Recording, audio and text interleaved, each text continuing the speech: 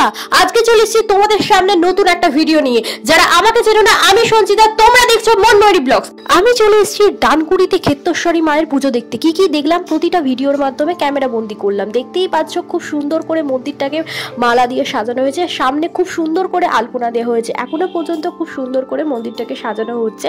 ঠাকুর সামনেই চলে এসেছে। দেখো বন্ধুরা, খুব সুন্দর করে এখানে একটা শিব ঠাকুরের মূর্তি রাখা রয়েছে। এখানে বড় মা, ছোট মা ও মেজো মায়ের পুজো হয়ে থাকে। এটা হচ্ছে বড় মায়ের মন্দির। দেখতেই পাচ্ছ বড় মাকে খুব সুন্দর করে এখানে সাজানো চলছে। 20শে মে মঙ্গলবার, আর এই মঙ্গলবারে আমি চলে এসেছি ক্ষেত্রেশ্বরী মায়ের পুজো দেখতে।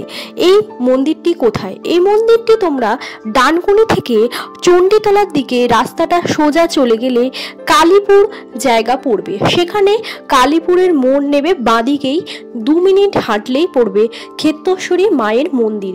এই মা খুব জাগ্রত। তোমরা দেখতেই পাচ্ছ মায়ের বেদিতে জল ঢালা শুরু হয়ে গেছে।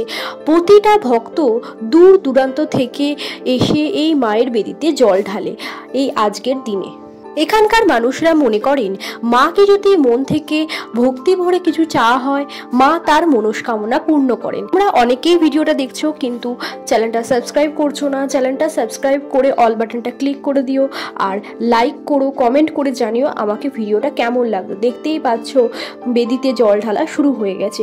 এই হচ্ছে মায়ের মন্দিরটা।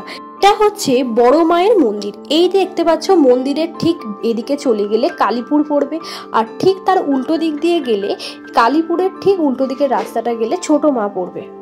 দেখতেই পাচ্ছ তোমাদের হাত দিয়ে দেখাচ্ছি, এদিকটা গেলে ছোট মায়ের দর্শন পাবো, আর এই দিকটা দিয়ে আমি ডানকুনি দিয়ে এসেছি। দেখতেই পাচ্ছ এই মন্দিরটা। এবার আমি ধীরে ধীরে তোমাদেরকে পুরো মন্দিরটা ঘুরিয়ে দেখাবো। তোমরা ভিডিওটা স্কিপ না করে পুরোটা দেখতে থাকো।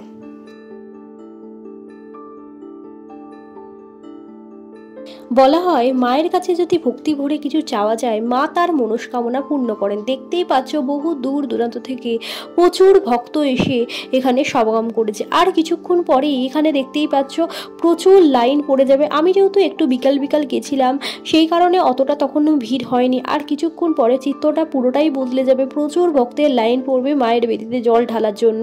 দেখতেই পাচ্ছ এখন প্রচুর মানুষ আসছে। এছাড়াও মায়ের দুপাশে রামকৃষ্ণ ও সারদা দেবীর ছবি রয়েছে। তোমাদের যদি ভিডিওটা ভালো লাগে একটা লাইক করে দিও, কমেন্ট করে জানিও কেমন লাগলো। চ্যানেলটা সাবস্ক্রাইব করে অল বাটনটা ক্লিক করে দিও। আজকের মতো টাটা, আবার দেখা হচ্ছে অন্য একটা ভিডিও।